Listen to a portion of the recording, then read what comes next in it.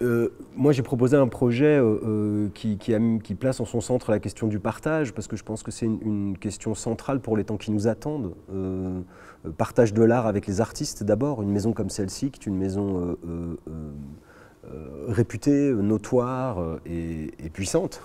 Elle doit se partager largement avec d'autres artistes. Donc j'ai proposé des dispositifs de partage avec un certain nombre d'artistes et de compagnies indépendantes notamment, et notamment avec des compagnies qui vivent et travaillent sur ce territoire, à Saint-Étienne, dans la Loire et au-delà en Auvergne-Rhône-Alpes.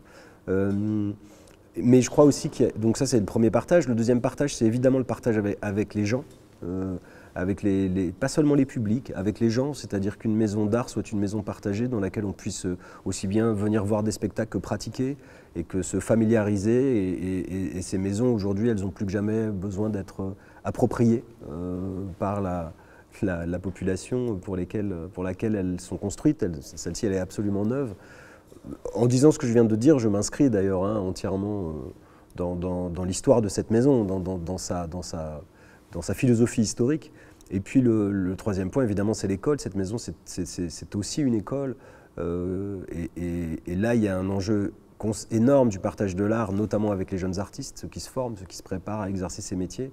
Mais au-delà, avec beaucoup d'autres, parce que l'école, aujourd'hui, elle n'est pas simplement une école de comédiennes et de comédiens, mais elle forme aussi des passeurs d'art, elle forme aussi à la transmission de l'art. Et ça, c'est un sujet très, très important pour moi. Donc ça, c'est pour redonner un panorama global de ce qui va guider le projet de cette maison dans les années qui viennent.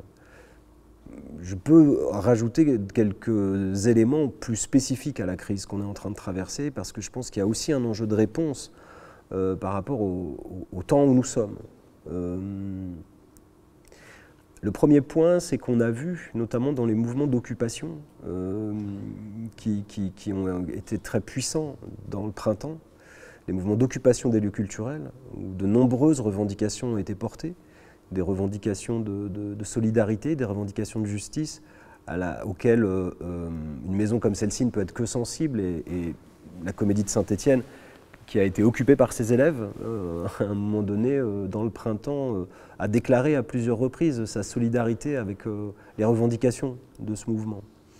Et notamment l'inquiétude sur la réforme annoncée de l'assurance chômage que personne ne comprend, ni nous, ni beaucoup d'autres, bref.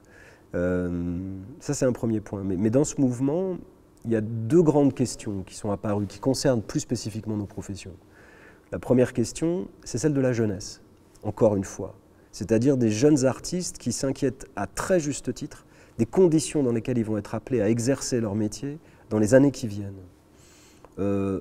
L'État a commencé à apporter des réponses sur cette question. Il ne faut pas systématiquement se plaindre des pouvoirs publics. En l'occurrence, ils ont commencé à apporter des réponses, notamment en assouplissant les conditions d'accès à l'intermittence pour les plus jeunes, pour les nouveaux entrants, comme on dit.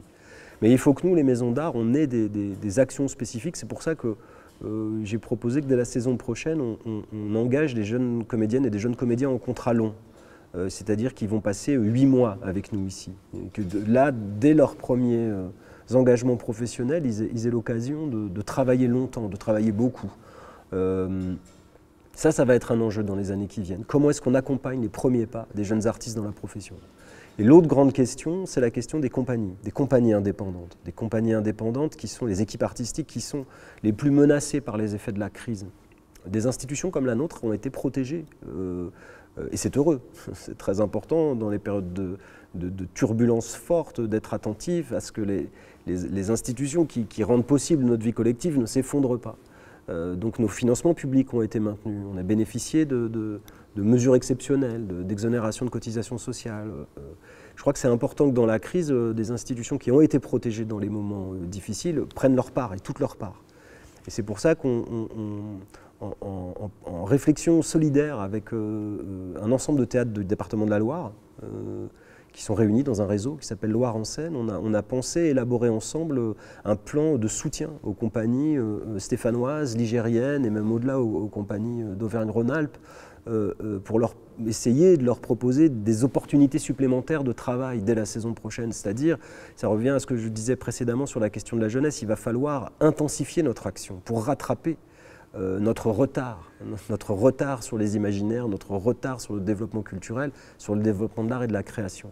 Et donc, on essaye modestement, avec les moyens qui sont les nôtres, et en lien avec les partenaires publics, parce que les directions régionales des affaires culturelles, le département de la Loire, la métropole de Saint-Étienne, sont en train d'élaborer des plans, d'inventer des moyens de soutenir le secteur.